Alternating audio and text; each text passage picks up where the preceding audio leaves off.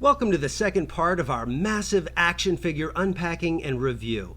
In the first video, we opened our discount Marvel figures from Five Below, link in the description, and today we are opening discount DC figures from Family Dollar. The first video was uploaded to my personal channel and unexpectedly received 80,000 views in just over a week. Now that I know the demand for this content, I'm uploading the second video to its own action figure and toy review and customization channel called It Figures. Please subscribe to the new channel so I can grow the channel and make higher quality content. I've already learned a lot since recording the first few videos, so bear with me until we can get into the new content in a couple of weeks. With that said, let's get started. Okay, we've got a lineup of some of these that I picked up at Family Dollar, I believe. You might be able to also find them at Five Below. We have Superman, we have 3 different editions of Batman, and I think I might have another one somewhere of the Black Batman, which is the closest to the Michael Keaton. That's the one I prefer the most. And then we've got Nightwing, first one I have of that. So I'm going to open these. I'm not really interested in keeping any of the packaging on these, so I'm just going to tear into them. Oh, and then on the back it looks like we've got a Robin and a Cyborg out of this series. All right.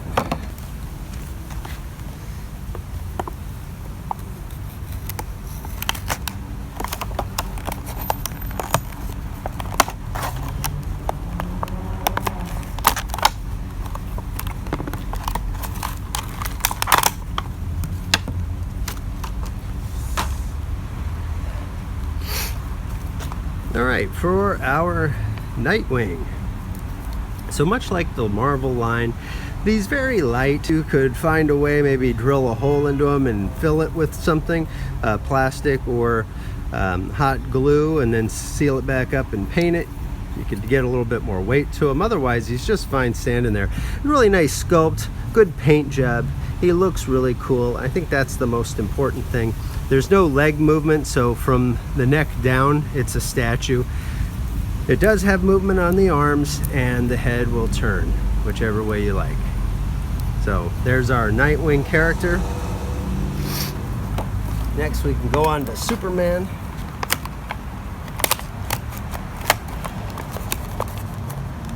And I'm interested in seeing how the cape compares to the Todd McFarlane Superman from Superpowers. Oh, all right. So I'm going to go ahead and out on a limb here. I haven't opened up McFarlane's Superpowers yet, but I'm just going to go ahead and say that the cape is not going to be the major selling point of this action figure. Looks okay as long as he's standing with the wall behind him. So again, this is going to be a little bit different of a suit. I'm not sure which version of the comics this would be most closely resembling. But yeah, just a basic Superman statue with his arms moving at the shoulder. Now the way that the sculpt is, it does look a little awkward when you lift it up. So our Superman definitely should have had a wider cape than this. And it is about as cheap as it could possibly be, just straightforward.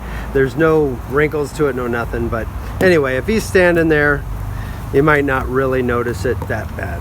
You know, you get what you pay for, but you know, to me, it's not worth, it's just not worth paying so much for action figures. But the Superpowers did a better job back in the day, in the 80s, and there's a lot of figures that are doing a better job with that today, so they definitely could have done a better job without sacrificing, you know, the cost. All right, so here we go. All right, now on the Batman. Okay, so taking a look at Batman. So he's got some boot detail. I guess they all do. Look at that. So it's a little bit more tread you've got on the figures than what we used to get. Okay, he's a little more tactical of a design, you know, but still got a classic look with the gray suit, but with the black instead of blue on it. Okay, let's go next to so this one is Metal Tech Batman. Now that's something that they started back in the 90s, after, you know, when Kenner took back over Batman after the 1989 Batman, and just before they made Batman Returns, they just started going crazy with all kinds of different Batman suit designs, and they'd make up silly names for them. So that's kind of a throwback to that. So here we have Metal Tech Batman with a made-up name that doesn't really mean anything, except you got to have a name if you got a different suit design. So it looks like in this one he's got a visor, but let's compare. So his chin is different. It's more square of a chin.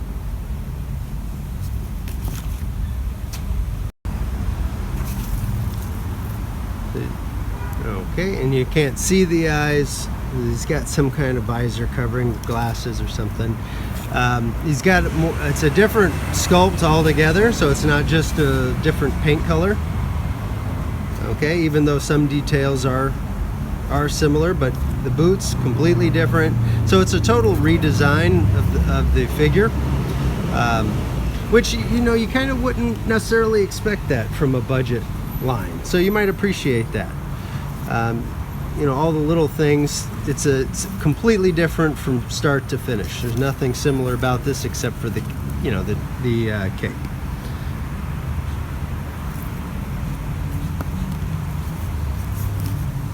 Okay, and then finally we'll go to our classic, well, not, you know, our Michael Keaton-esque, not exactly the Keaton Batman, but the closest one out of this lot.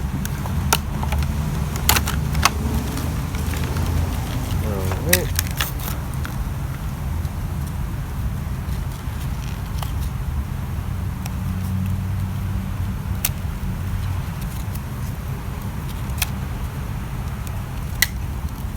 All right.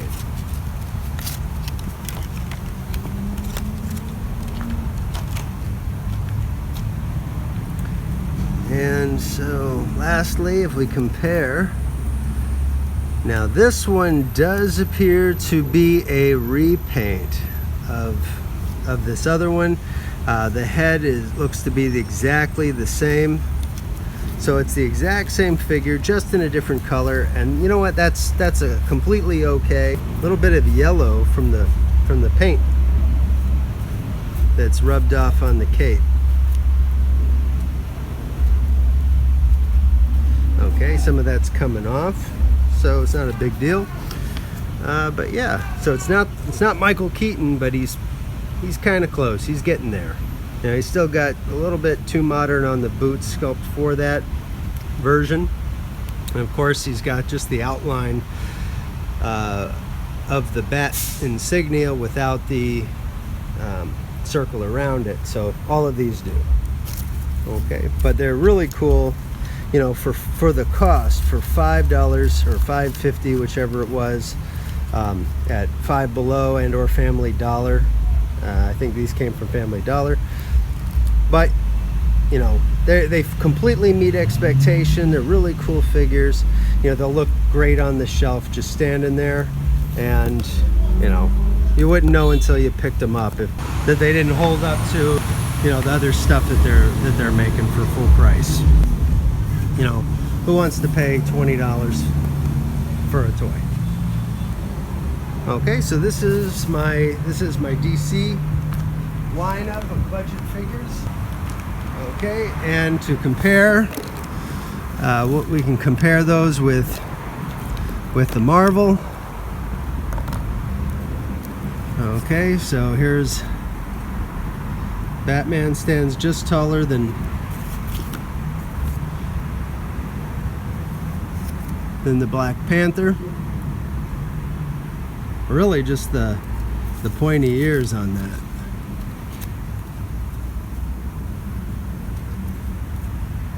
Pretty close. Pretty close. So you could have some, you know, shared universe interactions between Marvel and DC if you really wanted to. There's Batman and Spider-Man.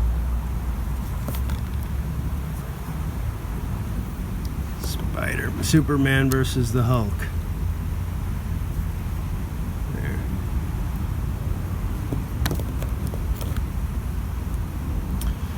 I don't think you'd expect Nightwing to be larger than Captain America, but you know, you wouldn't expect Captain America or Spider-Man and the Hulk to be the same size either. So, you know, you're gonna have to use your imagination. But anyway, they won't look too bad standing on the same shelf together or close by.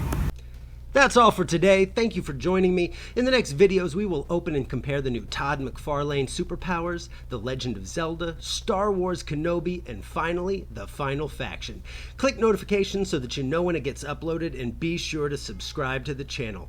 As it stands, YouTube is collecting all of the ad revenue for these videos and will not profit share until I reach 100 subscribers. So stick it to the man and punch that subscribe button in the face. Until next time, this is It Figures, and I'm your host, Captain Obvious, wishing you a bright and spectacular day. Up, up, and away now.